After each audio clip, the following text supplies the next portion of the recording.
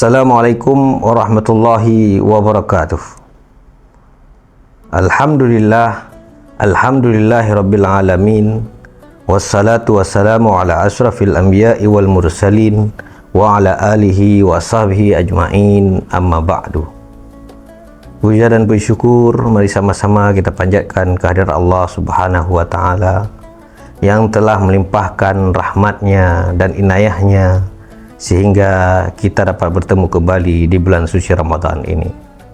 Selawat dan salam mari sama-sama kita sanjungkan kepada junjungan kita Nabi besar Muhammad sallallahu alaihi wasallam, yang mana beliau telah membawa umatnya dari zaman jahiliyah menuju zaman yang penuh ilmu pengetahuan ini. Baik para pemirsa suluh yang berbahagia dan kaum muslimin dan muslimat dimanapun berada. Qala Allah Ta'ala fil Qur'anil Karim, qad aflaha man zakkaha.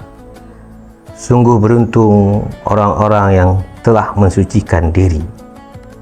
Makna dari ayat ini, kita dituntut di bulan suci Ramadan ini sama-sama untuk membersihkan diri dan mensucikan diri dari sifat-sifat yang keji, sifat membenci sesama orang lain, kemudian sifat iri hati dan hasad, semuanya harus dihindari semuanya.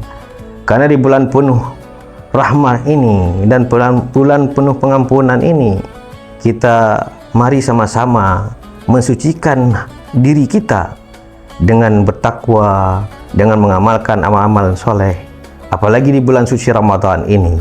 Sebagaimana firman Allah subhanahu wa ta'ala, Ya ayyuhalladzina amanu kutiba alaikumusiyam kama kutiba alal ladzina min qablikum la'allakum tattaqun. Hai orang-orang yang beriman, diwajibkanlah atas kalian semua untuk berpuasa, karena sebagaimana puasa-puasa yang sebelumnya, agar kalian mencapai derajat takwa.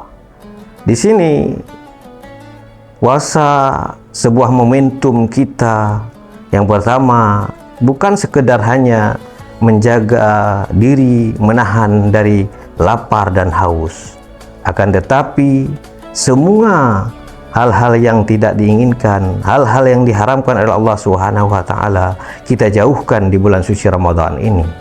Mari kita mengerjakan perbuatan-perbuatan yang baik, yang mengangkatkan derajat kita sehingga kita menggapai derajat takwa. Di bulan suci Ramadan ini juga mendidik kita bagaimana kita menjadi orang yang ikhlas dan sabar. Ikhlas dan sabar yang dimaksudkan di sini, kita menerima apa yang telah diberikan oleh Allah. Wardha bima qasamallah. Kita tidak berlebih-lebihan. Bila kita lihat fenomena-fenomena sekarang yang terjadi, orang menjelang buka puasa, semua berlomba-lomba untuk membeli makanan dan minuman, tapi setelah sampai ke rumah, ternyata tidak bisa dihabiskan. Ini adalah bagian dari pembubaziran. Karena innal mubazzirina kanu ikhwanis syayatin. Orang yang bazir itu adalah temannya setan. Maka juga di bulan puasa ini, setelah kita juga dibentuk untuk sabar dengan segala keadaan, sabar dengan segala kemampuan kita, sehingga kita tidak terlempar kepada perbuatan-perbuatan yang membuatkan kita akhirnya kita marah, kita dengki, kita hasad. Di sini kita harus berani menahan diri. Ini sinilah dituntut kesabaran.